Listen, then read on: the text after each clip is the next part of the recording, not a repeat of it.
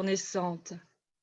Ils avaient nommé 2 vents à la cascade, celui du souffle grondant, nommé torrent, et celui de la percussion, de la rencontre des eaux et de la terre, précédant le lit.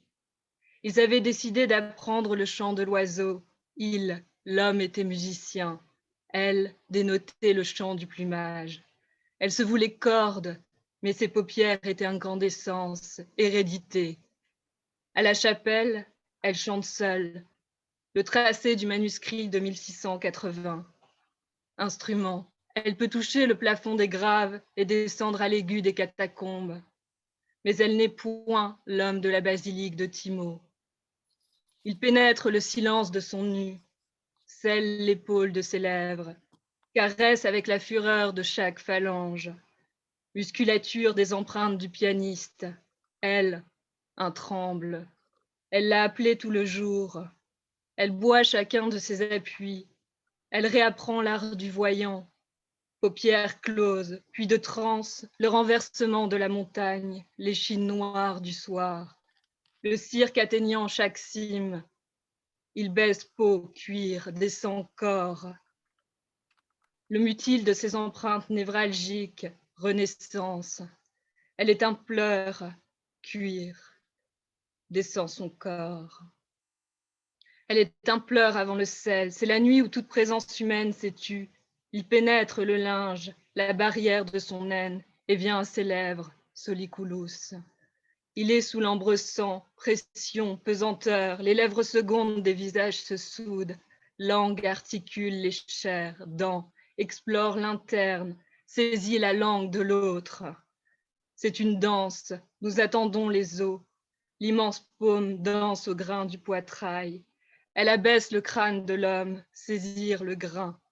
Les os abondent, les phalanges les noient de salive, temps d'ombilique, détachement des troncs, retournement de nos corps plus qu'errants, foulés au pourtour de terre, aux poussières de possier, aux nuits de cieux libres, jaillit un arbre. Violence du choc, résonance, os, coccyx.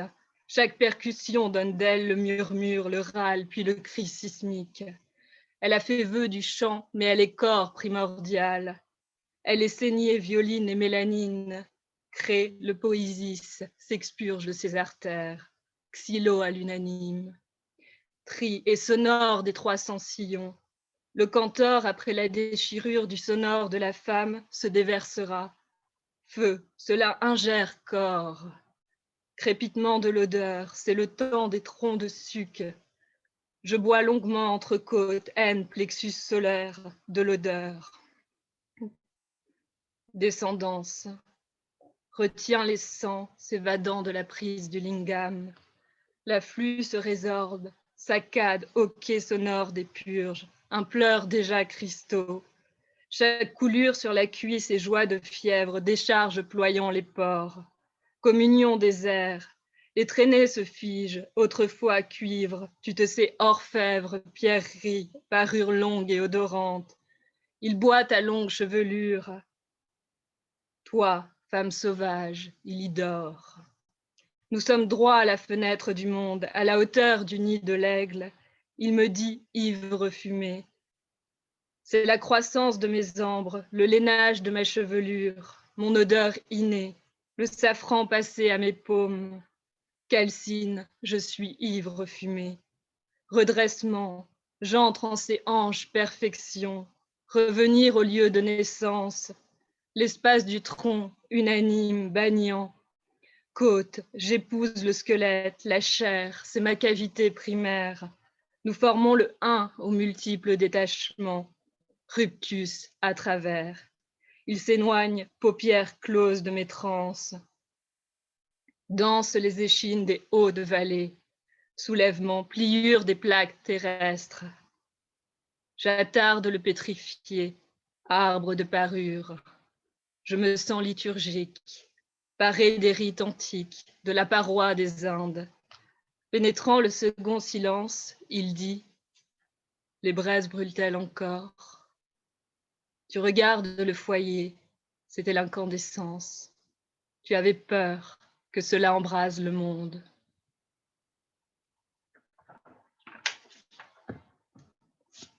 vais vous proposer un autre poème extrait de L'Arbre de nerfs, qui est un recueil en 4 tomes où corps et nature se mêlent.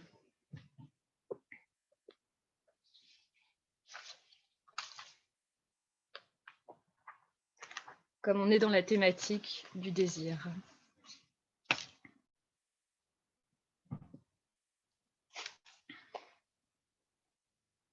Dernière journée de février, unanime. Homme, tu as un corps de Christ, maigreur encore. Y prendre des os, y saisir tes muscles, y saillir les nerfs, posséder la chair, haïr les os. Celle qui me recouvre est de lambeaux, la chair est le prélude d'une mise en terre. En croix tu me pénètres, et je te sais vivant, non tenu sous la chair. Si je pouvais de mes os rogner ce sointement qui me fait défaut, entrechoquer à nouveau mes os, je suis coupée de la violence. Où sont mes os? Me noyer, prendre mes nerfs et l'ankylose. Les bras en croix tu me pénètres, et je te sais vivant, non tenu sous la chair.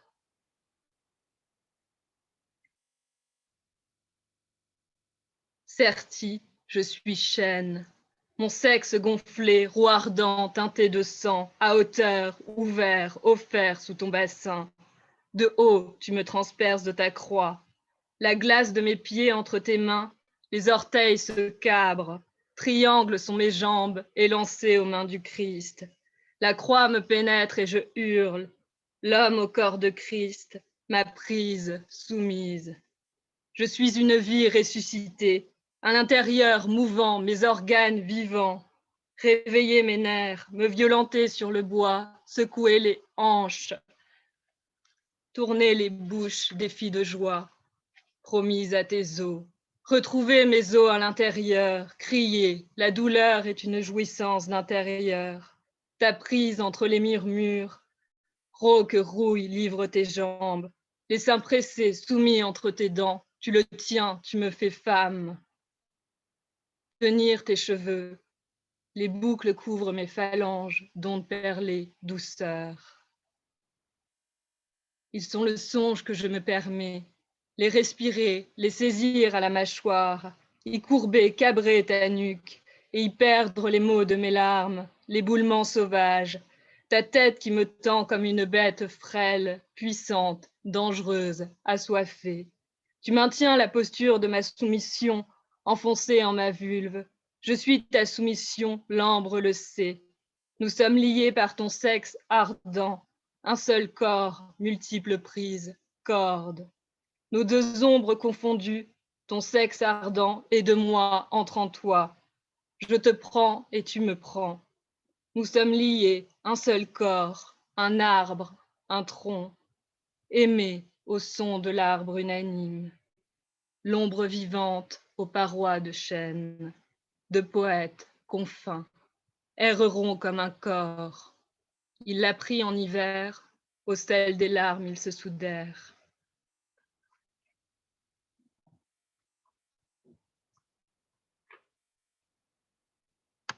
Dans cette idée aussi de la résurrection, il faut entendre le côté que, je cite, les joies dans le sens de jouissance, mais les joies, c'est l'ancien terme qui est plus beau, serait l'envers de la mort, serait la mort dans la vie. Donc cette idée de résurrection par quelque chose qui est le plus haut au niveau de l'intensité, qui serait l'envers de la mort, qui serait la mort dans la vie. Voilà. Comme on a encore un petit peu de temps, je vais proposer quelques anthropophages.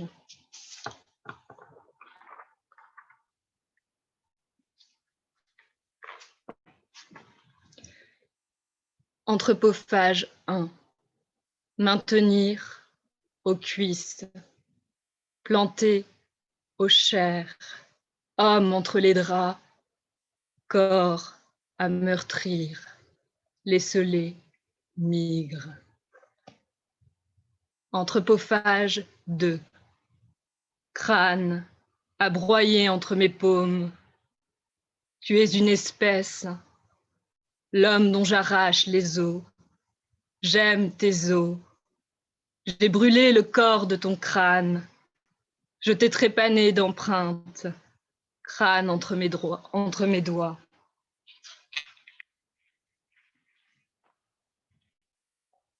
Anthropophage 4.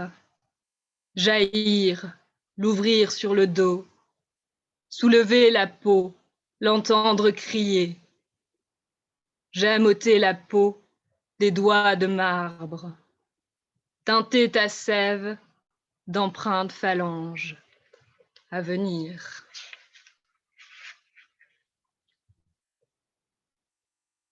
Anthropophage 5. Oser, ouvrir, planter, enserrer son doigt, suppure. Ma dextérité possède ton tronc, salive, soubresaut. Migre de douleur, je te fais homme sous ma peau, paume de corps en guérison, retourne, laboure violence. Je ne serai une femme.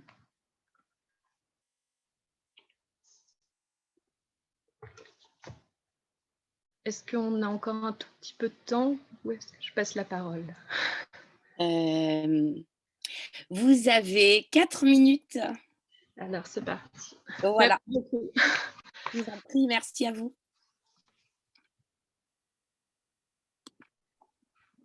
Je quitte le lieu où l'âme s'égare. L'acte penseur devra s'éteindre.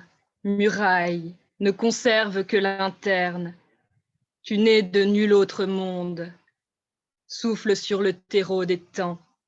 Tu as choisi, tu es devenu la travers, l'au-delà de l'errance. De la verge à l'anneau déus, tu es l'érection des temps. Ouvre tes portes. Le homme est la limite de l'homme. Ouvre. Laisse pénétrer en toi tout temps de tes orifices. Prends cette libre transe d'être en l'autre interne. Laisse les flux, les crues, les descendances advenir. Éteins les résidus anciens. Laisse nuages et pluie de l'être. Être naturel, vieux fou et grande sagesse. Les parois sont faites d'ouvertures en fructuosité. Nous sommes tous des vallées anciennes, des ères glaciaires et des cent-ans, quand viennent les premiers temps.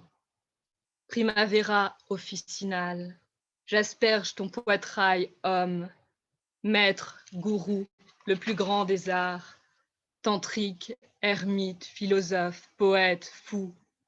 Tu pourrais habiter chacune de ces mues, mais tu es planétesse, planétaire et errant. Tu es une nature, tu es exception, tu es l'immortel sans temps. Tu as aboli les temps, tu as créé le vide, le nu, la naissance du sens. Tu es devenu sonore, tu es cet être solaire d'où naquit la vie. Tu es glèbe, côte et cieux purs. Tu es l'élément et la corde. Tu es cet épicentre d'où tout découle. Intériorité. Puis-je prendre ton corps, tes membranes? Puis-je t'effleurer de mon infime? Puis-je déposer en toi ces fragments d'immensité? Puis-je nommer le solaire des ombres? Puis-je décliner ce temps? Puis-je entrer en vous tel le confin et la nouaison des pôles? Puis-je dénouer la résurrection, être la racine profonde des noyaux du monde? Éventrer vos pôles, puis-je désigner les anneaux de Dieu, l'appartenance? Sur les traits, sur tes traits, seront les deux temps, mère et lingam. Tour du vent, il y a en ton corps cette architecture où s'influe chaque possible de l'homme. Tu naquis en exception, en ton interne, je suis le croître quittant par Séga, le lieu où l'âme s'égare. Je suis tour du silence et j'entre en pleine nature. Merci beaucoup à vous. Je crois ça va être l'instant d'entendre peut-être la voix d'Anna Maria Dall'Olio. Oui, tout à fait. Merci infiniment Merci. pour cette magnifique lecture si dense et riche. Et puis effectivement, on passe la parole à Anna Maria Dall'Olio. Voilà. Merci. Bonjour, je suis Anna Maria Dall'Olio. Désolée, je ne compris pas le français, but I'll try to speak in English. Okay. My first poem, I'm very happy to be here, of course. I'm very happy to see so many people here ready to listen to me. My first poem will be in English, The Astronaut Dream. Last night, I dreamt, floating around, waiting the wide universe. No more was the earth encircled by confusion, stalked by war, raped by division. What I, simple soul, could see and hear, so different minds in total consensus, such various qualities in fact identity, so complementary colors in total harmony, so many parts beating in fact unanimity. What I, simple soul, could barely think, all this clear homogeneousness, all this sheer oneness, all this definite sameness, is it not reason for final union, for permanent indivisibility? Is it not the best solution to so divided mankind? The others will be in Italian. We have taken from a very short collection. We are just 10 poems, and each one is made up of 5 lines. The first is Ishtar. Ishtar, Ishtar, assisa, Venera azzurra incisa, tutto in te sta rita stella, mare in si versa tra cima, fulmine tra la folla, e cielo e terra si mostrò qual era, accanto sarà l'incanto. Istante. Si stagna l'istante isolato, giusto si fa legge, punto limite non arresta, si spacca, si fa in 4, cinto in divino, quadrato, giù per mare senza sole, l'intimo, steso sull'aria. Volerebbe. Al vento volerebbe vela, l'uomo l'incatenò sua, mix di sacco di dolcezza, accorata resta a terra, candida sul venire assenza, lenta fiocca la neve per il ciel cinereo, fiocca che vela e perla. Sì. In terra falso sole, raggi non dritti, scheggiati. Sì, risplende, si stende, suo sorriso quanto sospende, legge quadrato si impone, il suo ghigno di fredda autorità, non bastò, si raddoppia. Sovrissima, il creato a sua immagine, tu principio femminile, polvere terrestre nascesti, guerrieri generasti, col cosmo crepitante, in questa rapida veste notturna, sovrissima, tutta danzante. Sospesi. Al petto stretti industriosi, alveare cinereo, cuori perfetti sospesi, contro il chiasso stanno stretti, lucciole a luce fredda, leccando come bestia che si liscia la striscia, spalanca la gola. Scudo, alambicchi di scienza, da quale ghisa forgiati, quale mondo mal sgorgato, a quale altezza aspirate, tutto rovete infiammato, lo svigorire di quel fuoco, divino nel lavorato. Imbuto. Stretta rete adescatrice strascicata per happy hour, quasi rame stagionato, imbuto di tutto e nulla, come valanga nella folla, portare la nostra parte di notte, il mondo è passerella. No. Ti insegnerò a saettare, strisciare non finì il tempo, spacca al cuore uomo, quell'angelo sempre in volo, parla di con fredda luce, le stelle passano stanche, che nero sorprendente. Forse, finestra spalancata, forse il mondo attraversa, quali ferite comporta libertà tanto ristretta, parallele convergenze, nel silenzio, parlando di un sogno, l'illusione schiusa al dentro. And these poems of mine are taken from Frutto Torto Sperimentale. A fruit torto is an experimental food forest where everybody can go and try to grow their own vegetables as well as the fruit trees, and they are free. They are not just parks, they are places where you can go very freely. Okay, so the first, it's inspired to what happened in Fukushima, you know, the tragedy. So it's a giardino sperimentale, experimental garden in English. Ultim'ora, il Giappone è fuori dal mare, case senza spazio sprecato, luoghi mattina-notte saturati, per demoni propri non resta posto. Su tutto sovrana luce imperante e dilaga la musica incessante, la notte e giorno e notte, terra di passaggio di folle, la presa diretta del disincanto, l'offerta che bilancia la domanda. Ultim'ora, il Giappone dentro il mare, un terremoto serpeggia, si irradia, con lingue di drago, tsunami incalza, affonda statistiche e le certezze. Fukushima, bara di luce schiantasi, immortalati spasimi facciali, strazi, smorfie, menomazioni, maestri occidentali, tracciate tre cerchi attorno alla centrale. Sedete, non potete scongiurare la spirale sconfinata d'energia a basso costo, non di vite umane, nel nostro giardino sperimentale. The second is C'era una volta Hotel Londra. That means once upon a time there was Hotel Londra. It's the story about the mistress of the hotel who died in a fire in the same place because her brother wanted to sell the hotel and to have a block of flats from it. But she refused, so she said to stay, to lock herself there.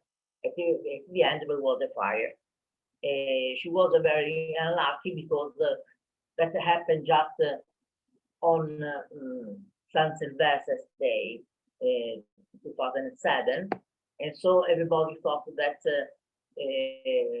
parties that were starting to celebrate the New Year. On the contrary, there was a fire, so she died there. C'era una volta a Londra. Dicembre, fornelli, gatti, candele, c'è tutto. Per Liana è già finito l'appello. Fuori di lì, concime dalla ferma. Dicembre ammazza. Oh babbo mamma, destatevi presto, dormono sonni leggeri sogni, col passo incerto corre la viva. Dicembre ammazza l'anno, botti, quale, estati, mondo, bazzeco il movimento che si scivola di mente.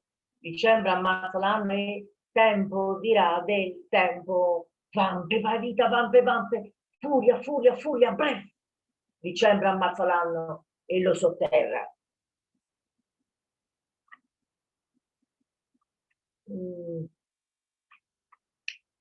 Okay, this refers to a tragedy we had in 1991, when a ship traveling from Sardinia to Ligorn, it took fire, and everybody died there. Everybody but a young boy who was traveling on the ship. And I imagine that 20 years later, all the victims' children try to know something more about this tragedy from just the only survivor, who in the meantime has become totally crazy. So il versato is I miei occhi non si chiusero. That means my clothes wouldn't close. I miei occhi non si chiusero. Papà, mamma, tutti salparono, ultima ora, Livorno, traghetto brucia, papà, mamma, tutti perirono. I miei sulla nave sono nata, con lei sulle spiagge deserte, con lei sul banco di scuola. All'improvviso ci svegliamo, sogniamo gente salvata dal babbo, sognavamo grumi di fumo. I miei occhi, il dito sempre puntato sul babbo, in mezzo a tanti, ma tanti marinai, presto si disse, stop alla ricerca. Il mouse, sempre puntato sul traghetto, poco dopo partì per altro mare. Cosa, come, di chi, la colpa? Cerco, i miei occhi non si chiusero, percorsi incandescenti, gironi d'inferno roventi, per ore pascolai per morti, i morti non mi vollero, i miei occhi non si chiusero. This is e via con la storia, away with the history. I'm referring to Bobby Sands, the famous Irish man who decided to start an important strike, of hunger. We are referring to Margaret Thatcher's times. Labirinto di ingegneria sovrana, a sovrumano silenzio strappato, su torba d'Irlanda sangue sgorgato, di coperte si vestirono, merda sul muro spalmarono, dalla porta urina sparsero, su scarsa carta igienica si scrisse, del mondo questo so, sono working class, repressione, reca rivoluzione. 2 volte stette, dal vitto s'astenne, e carcerato, deputato eletto, e legge lesta, gli negò l'accetto. 3 settimane, e via con la storia. Orrore per tanta intransigenza, folgore nera, in grigia esistenza. Allora, Angela Freso in luce d'assenza. It's in English should be Angela Freso in an absent light.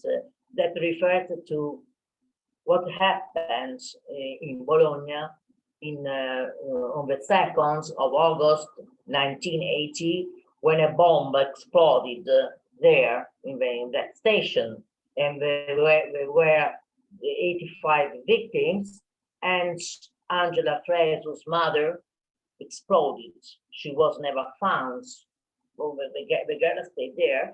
And here I try to reproduce what a mother can feel when she sees her own 2-year-old daughter died there, and she can't realize that she's broken into pieces. So I tried to reproduce just that instant. E luce, rompe. Angela, respiri tu, mio respiro. Dito disteso, tocca tua manina, e senso tutto rotolante, tocca luce d'assenza. Sei l'oro di tutto il mondo, sei l'oro più bello, più giocondo, sei latte e miele, luce d'assenso. Petto, latte, vita.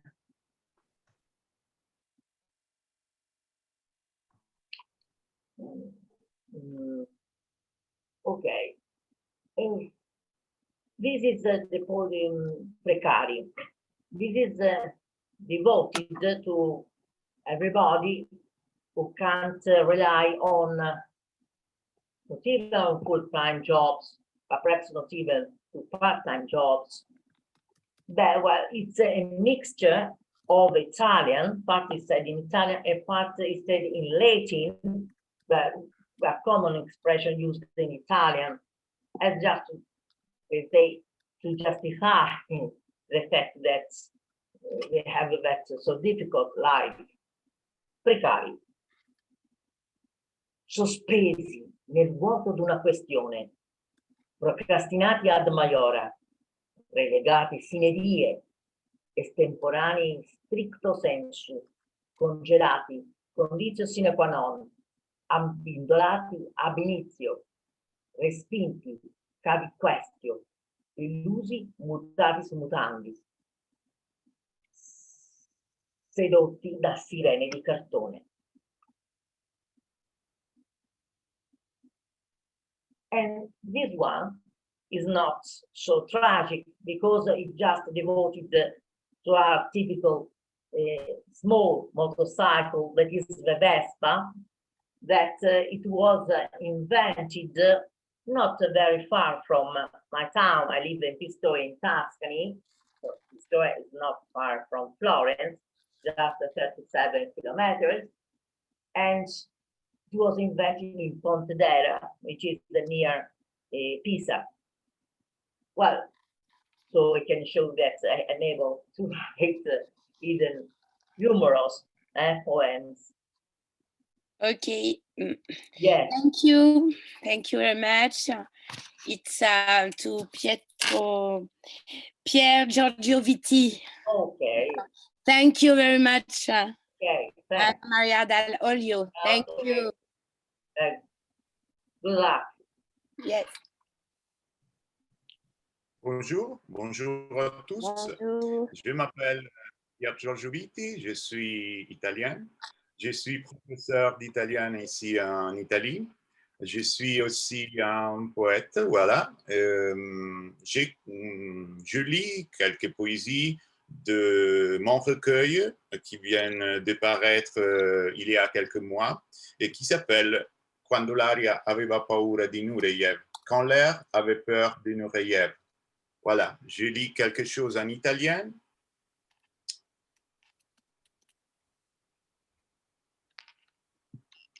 A Sarnano. Quel giorno che andammo a fare il tour delle cascate, alla prima eravamo già stanchi. Voltandomi, ho notato la fronte grondante, lo sguardo perplesso, il passo largo di chi preferisce una comoda poltrona. Ma abbiamo proseguito. Ti sei sacrificata. Perché io ero curioso di vedere la seconda, la terza. Volevo in faccia gli zampilli dell'acqua, sentire il profumo di muschio del sottobosco. Infine, giunti all'ultima, ho sperato che per te, dietro alla cascata, apparisse la scritta Grazie, con gli strass e i caratteri cubitali. Invece non è parso nulla. E anch'io non sono stato capace di dire nulla, come faccio sempre, come tutte le volte che non parlo, e una carezza mi resta tra le mani.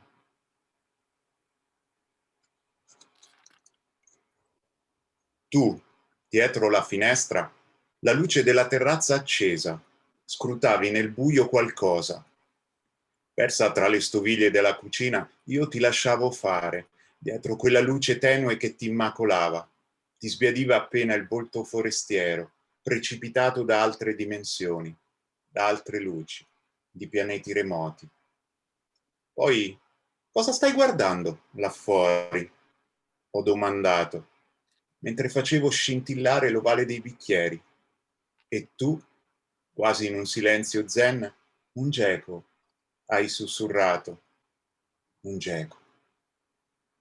Tutta la sera a cercare tra le foglie del basilico e della gardenia un geco, con la preistoria viva nelle sue squame, nei suoi occhi spiritati. E lì sei rimasta, perché qualcosa si avverasse, perché la preistoria, almeno per un attimo, potesse incrociare la bolla di sapone del tuo presente.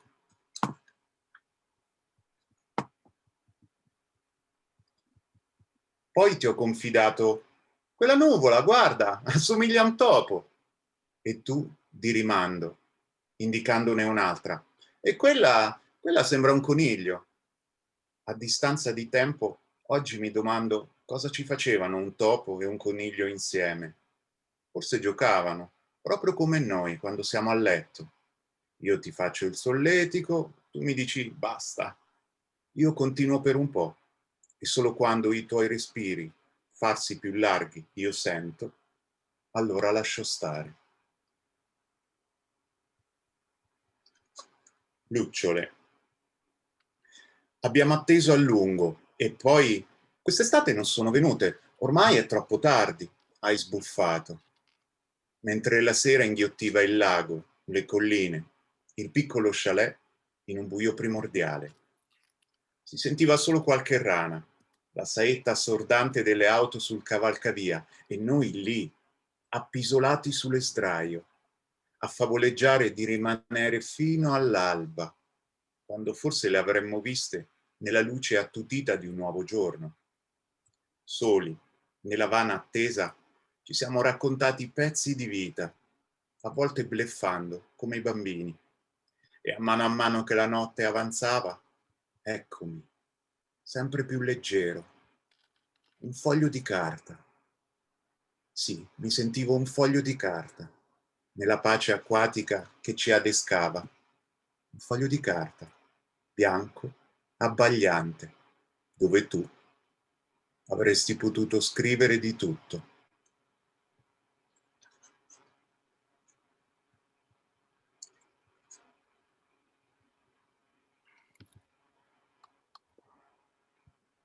Je continue avec une autre session de ce recueil.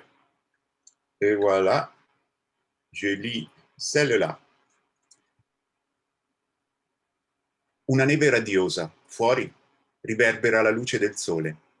Dentro, in questa osteria, il vino scorre e anche la strada che riporta indietro, quando eri giovane, agli anni 70 dei concerti, delle canne sopra un plaid. Gli anni in cui tornavi a casa, in un letto qualsiasi di una casa qualsiasi, eppure con la colazione sempre pronta. E poi in Cecoslovacchia, parli di quella volta quando un calice dopo l'altro tutto divenne rosso, gli alberi, i tavoli, le sedie, che oggi a ripensarci dici, il muro era, sai, ancora in piedi, fu una sbornia comunista. Ok, je continue avec un autre texte. Voilà. Centro, centre. Dal folto delle foglie una scalinata che si inerpicava ripida nel bosco.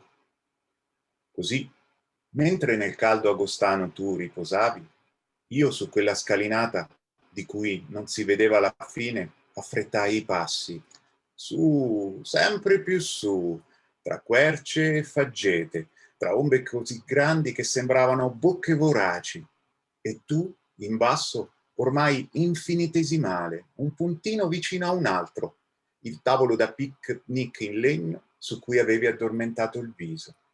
E io ancora più in alto, preda di me stesso, delle mie paure, di una certa meraviglia negli occhi e nel fiato, fino a quando, tra tronchi crocchianti, si aprì una breve radura e sul 10 di 2 bersagli 2 frecce, piantate lì da 2 innamorati, pensai, dopo che si erano promessi un'altra vita insieme, a fare centro uno nell'esatto cuore dell'altro. Maintenant, je voudrais lire une série inédite qui a été traduite par Thierry Gilbeuf, qui a été inspirée du virus qui infeste nos vies. Voilà. Cette série s'appelle Posologie du malaise et je lis un peu en français et puis en italien. Posologie du malaise. Les présidents a verbalisé, en noir sur blanc. À partir du 5 mars, nous serons tous inévitablement orphelins. Orphelins de père, de mère, de frères. Orphelins des siens, ou plutôt d'ensemble. Aujourd'hui encore, les présidents en mode haut-parleur nous crèvent les tympanes avec les interdits. il recommande les 1 mètre de distance, de ne pas s'embrasser, de ne sortir que si c'est indispensable. Moi, dans mes amours familiales, je l'ai tous enfants. Je me suis senti hors la loi par amour. Malgré le soleil, j'ai reporté ma course à pied, ma gymnastique fautive. On m'a sèchement déconseillé toute activité en plein air, jogging compris. Je sautille donc en pyjama sur les balcons comme un hamster de laboratoire. Ma zone de contagion est plutôt privée. Parfois, assis aux toilettes, je pleure. Je pleure sans m'en montrer. Je me sens si aquatique entre l'eau des toilettes et celle plus salée des larmes. Oui, je suis aquatique et un peu merdeux. C'est pour ça que je tire souvent la chasse d'eau.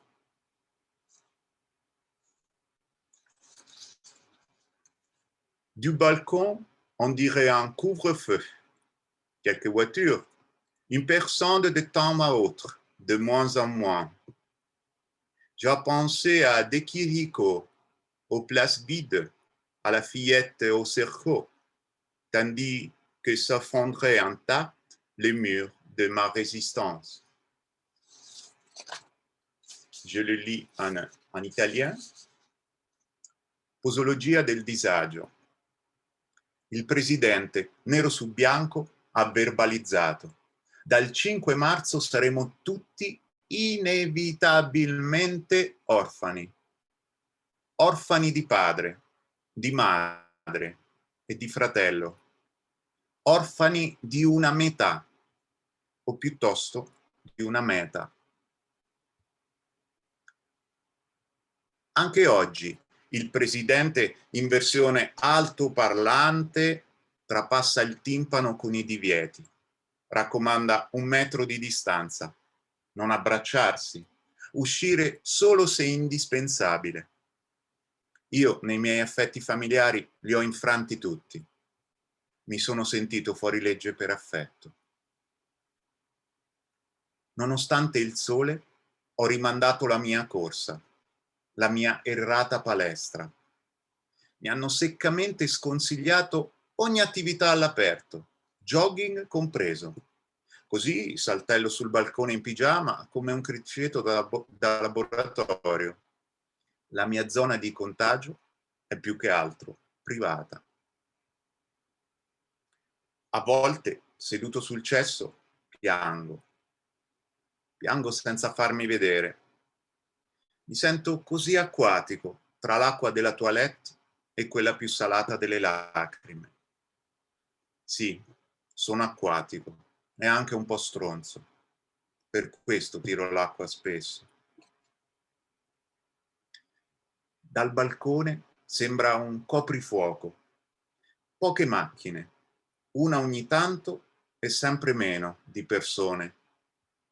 Mi è venuto in mente De Chirico, le piazze vuote, la bambina col cerchio, mentre crollavano intatte le pareti della mia resistenza.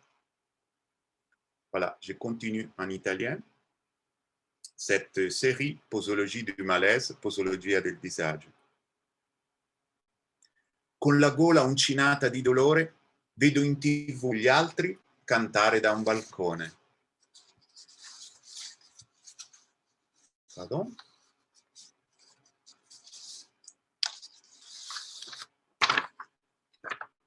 Non, voilà, je continue avec le livre.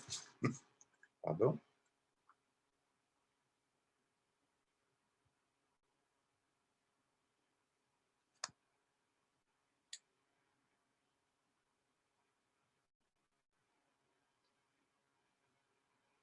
Ti chiedo scusa.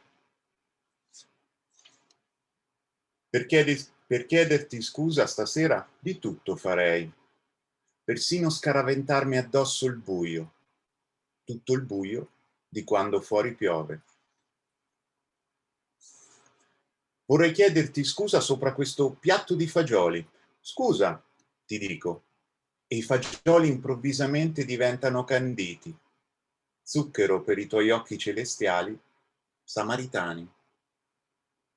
Fingo un suicidio con polpa di pomodoro. Tu entri in cucina e mi vedi per terra. Non ti dai pace, rantoli, blateri senza senso parole d'aria, fino a quando non recuperi un biglietto dove è scritto: sono un cadavere, sì, ma con una voglia matta di vederti. Per farmi perdonare ti invito a cena, non una qualunque, una cena con terrazza vista mare, ostriche, vino francese e quei camerieri a pinguino che mi fanno tanto ridere. Poi, finita la cena, su quel mare che ci galleggia a fianco, ti vedrò fare surf, ti vedrò nuotare, ti vedrò cavalcare le onde come in California e sarà bello scattarti una foto, mentre la luna, in alto, non potrà che impallidire. Per chiederti scusa, mando una task force. Sì, una task force di militari a espugnare la tua roccaforte. Sarà bello aprire un varco, fare breccia in un presagio di amorevole disfatta. Je termine. Ora contatto la mafia russa.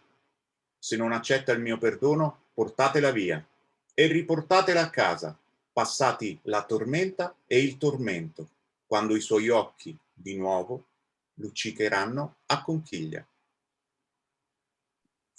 Je vous remercie et bonne continuation. Voilà, je passe la parole à Yves Wallet, je pense. Voilà, merci à vous pour cette poésie engagée, pour cette poésie du présent, de ce qui nous agit en ce moment.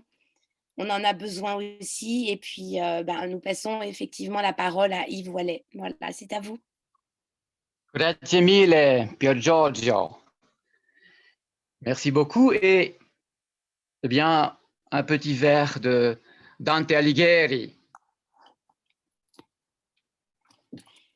Appressandosi al suo disire, nostro intelletto si profonda tanto che dietro la memoria non può ire. En s'approchant de notre désir, notre esprit s'y plonge si profondément que notre mémoire ne peut le suivre. Je suis de France et citoyen du monde. Quelques poèmes d'abord, d'un recueil qui s'appelle Mer d'Aral, qui vit le jour entre le lac Baïkal et le fleuve Amour, pour essayer d'évoquer la première forme peut-être du désir. Mer d'Aral, paru donc aux éditions Floem, dirigé par Lara Adolphe, que vous avez entendu tout à l'heure. La mer d'Aral, je m'y noierai. Son eau s'est tarie, la mer s'est asséchée. Le fleuve Amour est si éloigné, je le détournerai pour qu'il s'y jette, et puis je m'y jetterai. Dans la mer d'Aral, les barques sont échouées sur les dunes. Mes yeux sont pleins de son sable rouge. Vénus, Anadiomène, y a laissé sa chevelure, rousse comme le brasier de l'été. La comète flamboie dans le firmament de ma tête. Dans la mer rouge, j'ai voulu me baigner. Mon sang s'écoulait doucement. Je ne savais plus la différence. Mon sang s'émerveillait de son absence. Dans la mer morte, j'ai tenté de vivre. Je cherchais le mirage mystique de l'amour impossible. J'avais soif de cette eau de vie. Dans la mer d'Aral, creusez mon tombeau. Que j'y dorme sur l'oreiller de porphyre de vos cheveux dénoués. Creusez, dans le souvenir de l'été, le lit profond du l'été. Que je repose sous le hêtre pourpre qui ombrage la terre d'enfance. Creusez, creusez ma tombe de vos mains de marbre.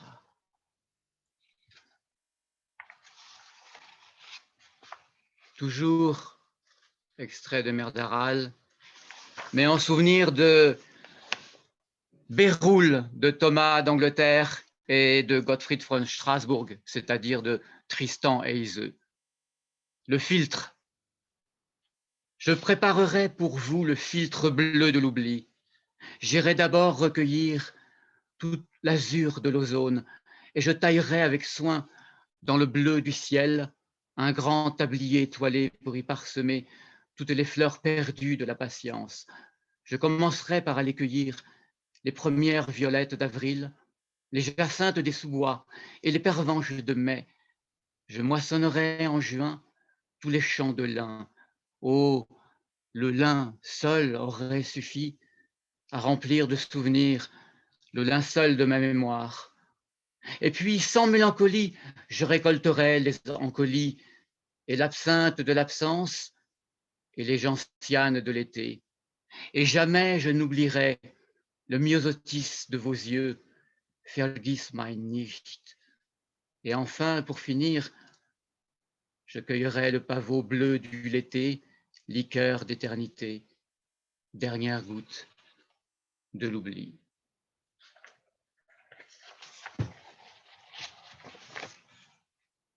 Ce cœur qui bat, comme jamais il n'a battu, à s'envoler hors de la cage, oiseau perdu dans la poitrine, se cognant à tout rompre contre la nef du thorax. Que vais-je en faire? Le cœur oiseau se heurte au barreau, cherche à ouvrir une porte, il arrache le loquet sanglant de la horte. Le ventricule pulse le sang en sanglotant dans un hoquet. Tous les souvenirs qui ne voulaient pas passer fusent en sifflant vers le firmament interne et retombent dans la veine cave. Le sang bleu de l'oubli coule doucement. Le cœur frappe plus fort, toujours le cœur tambourine. Ô marteau interne, marteau sans maître, tu frappes sans relâche tes coups terribles de tonnerre et d'effroi, tu foudroies la carcasse de mon corps. Le navire va prendre l'eau, sa coque éclate, la cale est pleine de sang. Marteau, piqueur, tu troues le bitume de la poitrine, l'asphalte des poumons vole en éclats. L'asphyxie menace, l'oxygène manque, les bronches crient, la cage thoracique craque, la poitrine explose.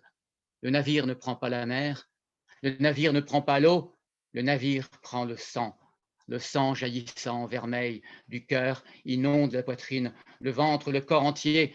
Le sang jaillissant du corps émerveille le monde qu'il inonde de vermillon. Le cœur est un assassin qui tue le temps à coups de sang. Ne t'arrête pas, continue de battre toujours plus fort, que mon corps vive encore et encore de ce sang incessant. Ce cœur incarné, ce cœur incarcéré dans le corps, s'affole et fait battre toutes les artères. À fleur de peau, les vagues du sang sont visibles. La marée cardiaque fait palpiter le sein entre les côtes. Les veines des tempes se gonflent et pulsent le rythme volcanique. La tête tourne et tremble et vacille sous le souffle de la lave. Le pouls palpite comme le cœur d'une rainette. Le moindre vaisseau oscille sur le flanc sanguin, la barque du cerveau tangue, le corps vibre à en mourir. Ce cœur battu par les vents violents de la vie, coquille de noix ballottée par l'océan. Je fouille de mes doigts avides dans ma poitrine pour l'arracher à sa cage d'os et de chair. Je le jette à la mer. Prenez-le.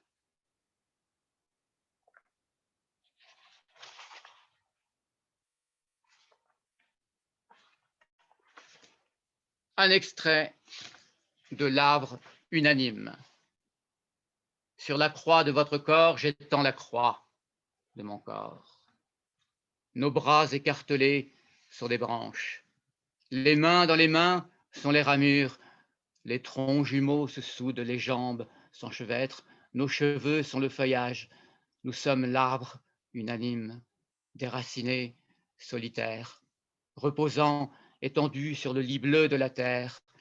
Le hêtre pourpre à la double chevelure, rousse et argent, un seul être unitaire, unique corps greffé l'un sur l'autre, poussant dans la forêt de l'univers, sa ramure envahit tout l'azur. L'arbre double se détache de la terre, il s'en va à la mer de l'univers. La chevelure double est une comète flottant au firmament. L'arbre gémeaux est une nef errante, vaisseau à la double coque, bateau siamois soudés au bassin, voiliers à la voilure, j'aimais l'air qui s'envole au ciel, charnel navire qui chavire, gravitant dans l'espace infini. Arbre unanime, tête dans les étoiles, raciné dans l'Éden.